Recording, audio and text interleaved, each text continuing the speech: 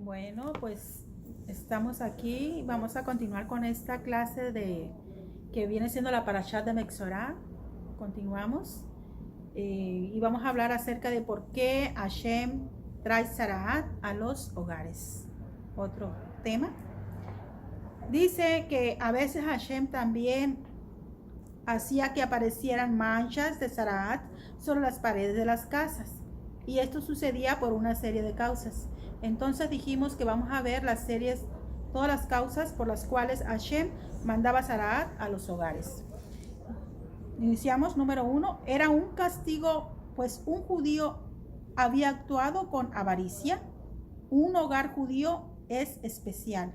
Sus puertas tienen mezuzot y cada 7 días se convierte en un palacio que da la bienvenida a la reina Shabbat.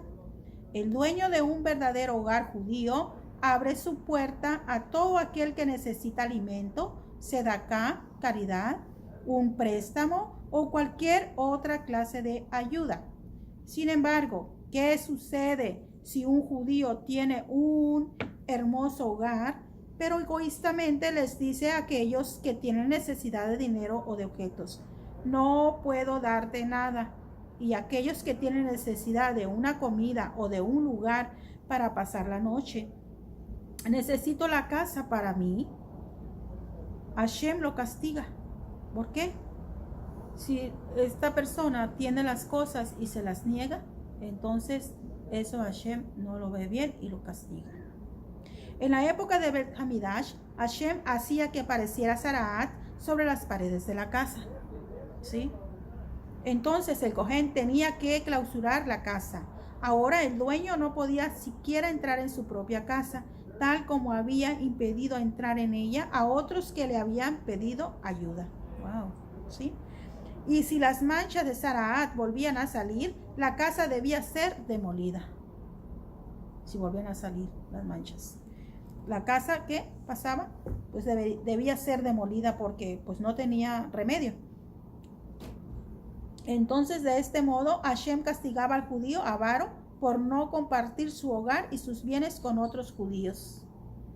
Sí, muy importante entonces que compartir con los demás, darse de acá y no negarle a nadie la ayuda. Si nosotros tenemos y podemos ayudar a todos los demás, ¿por qué no? Tenemos que ayudarlos. Es una misvá.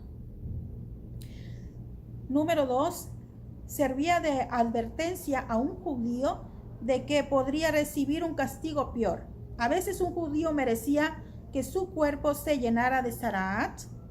Sin embargo, Hashem primero hacía aparecer Zaraat en su hogar como advertencia de que debía hacer teshuvá. ¿Sí? Es decir, de que primero aparecía Zaraat, lepra en toda la casa, y era una advertencia para el judío de que había hecho algo malo, y entonces tenía que hacer conciencia espiritual y acordarse qué es lo que había hecho mal, en qué estaba fallando, y para que hiciera teshuvá, porque ya era una advertencia, si no le iba a venir Zaraat a su cuerpo. Tenía que ser teshuvá. Número 3, ayudaba a convertir a Eretz Israel en una tierra de Kedushá, pureza. Cuando los judíos se asentaron en Eretz Israel en la época de Yehoshua, no necesitaron ocuparse de construir casas. Se establecieron en magníficas mansiones construidas por los canaín, que solían vivir allí antes. Sin embargo, muchas de estas casas habían sido construidas en honor de ídolos canaanitas. Sí. Hashem no quiso que los judíos viviesen en hogares construidos con fines idólatras. Todo aquel que traía fines idólatras de construir una casa, Hashem no les permitía, o se las destruía, o les mandaba Zaraat, lepra, y de esa manera las destruía. De modo pues que hizo que las paredes de esos hogares se llenaran de Zaraat. Entonces las casas fueron demolidas y nuevos hogares fueron construidos en su lugar. De este modo, Eretz Israel se convirtió en una tierra de Kedushá, que no contenía hogares construidos en honor a ídolos. Y número 4, Zaraat sobre las paredes era una recompensa. A veces las paredes de una casa cuyo dueño no había pecado se llenaban de Zaraat. Cuando los canaín se enteraron de que los judíos estaban por entrar a Eretz Israel, muchos de ellos escondieron oro, plata y objetos preciosos detrás de sus paredes. Esto nunca hubiesen sido descubiertos de no ser por las manchas de Zaraat que aparecían sobre las paredes. Entonces miramos aquí por qué era que aparecía Zaraat en judíos que eran justos, ¿verdad? Porque Hashem de esa manera quería hacerles saber que allí había tesoro. ¿Qué clase de tesoros? Había oro, plata y todas esas cosas, ¿verdad? Si un judío lo merecía, Hashem hacía que apareciera Zaraat en el lugar exacto en que estaba oculto el tesoro. Para librarse del Zaraat, debían sacarse esas piedras y entonces, maravilla, la familia encontraba el oro y la plata detrás de ellas. Qué interesante, ¿no?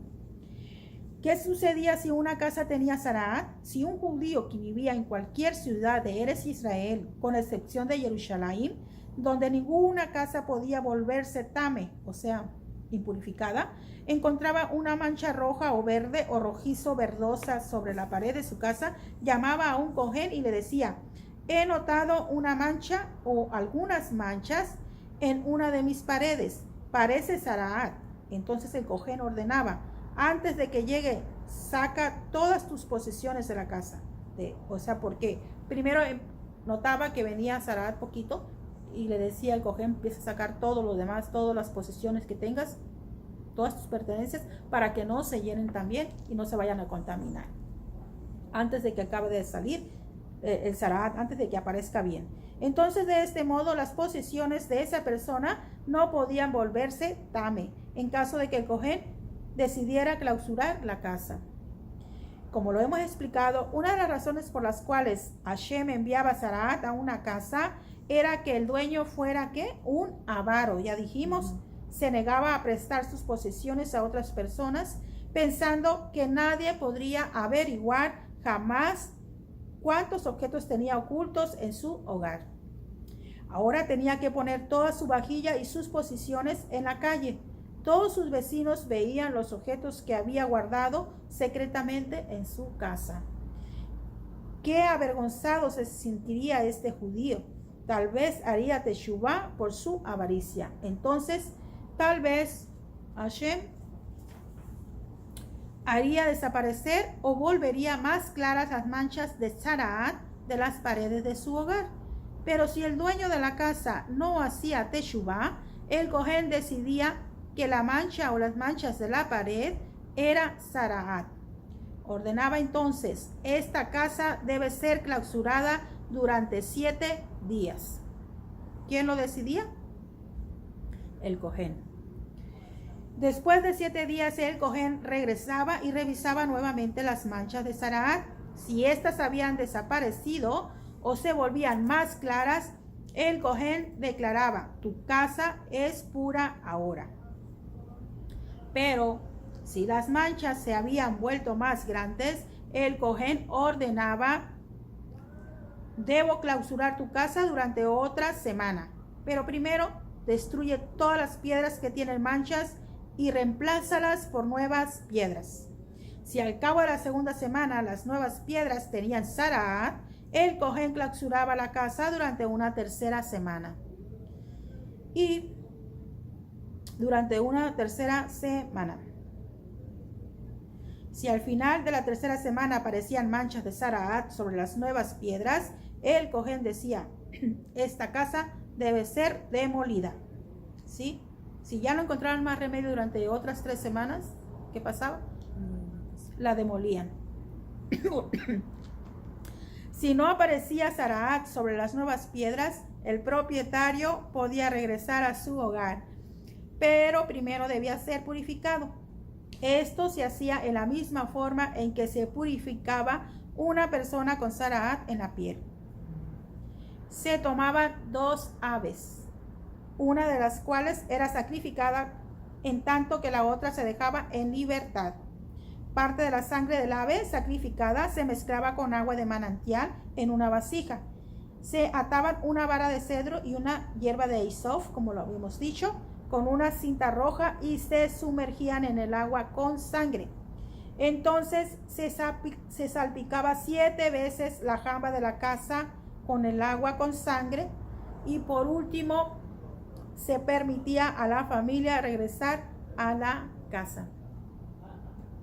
Y si los miembros de esa familia habían sido avaros o soberbios, seguramente se habían vuelto generosos y humildes. En primer lugar, todos sus bienes habían sido puestos en la calle, luego habían sido expulsados de su hogar durante una semana y a veces durante 3 semanas.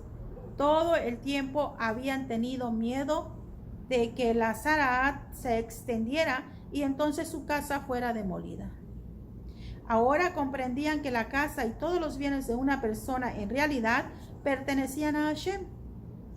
El dinero y los objetos no son dados para que los utilicemos con el fin.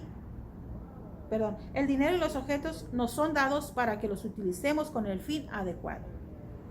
Entonces, el vecino de un rasha también se perjudica, dijimos. Entonces, veamos cómo es que el vecino de un rasha también se perjudica. A veces los judíos vivían en casas pegadas entre sí y una de esas casas era afectada por Zaraat. La pared en la que aparecían las manchas de Zaraat podía ser una pared medianera.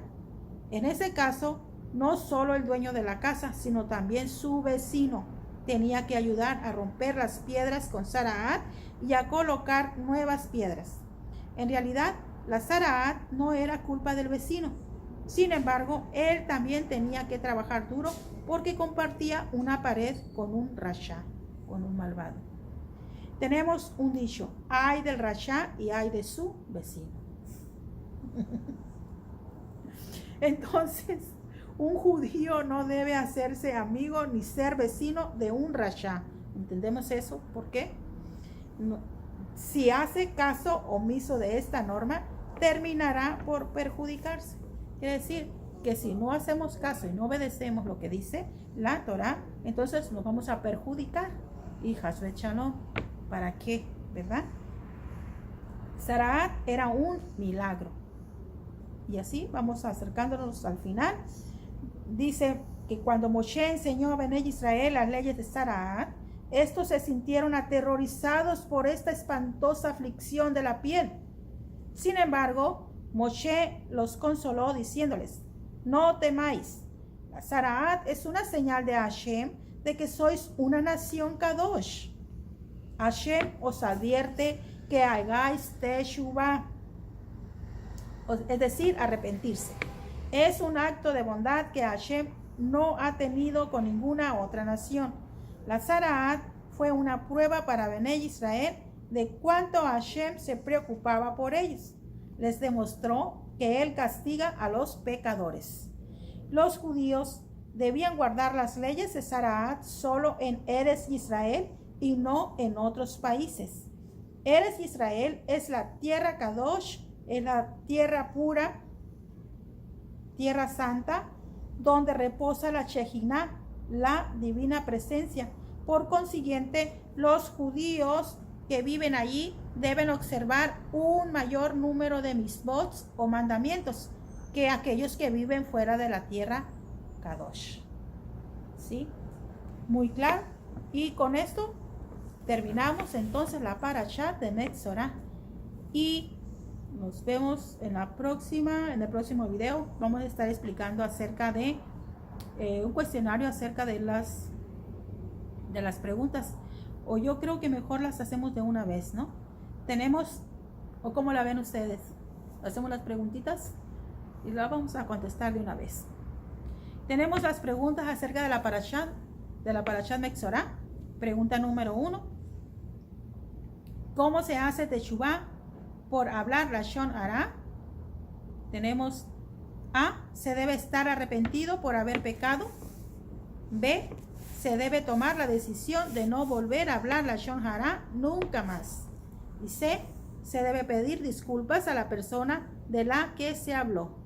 ¿Cuál sería la respuesta? Pues son las 3. ¿Okay?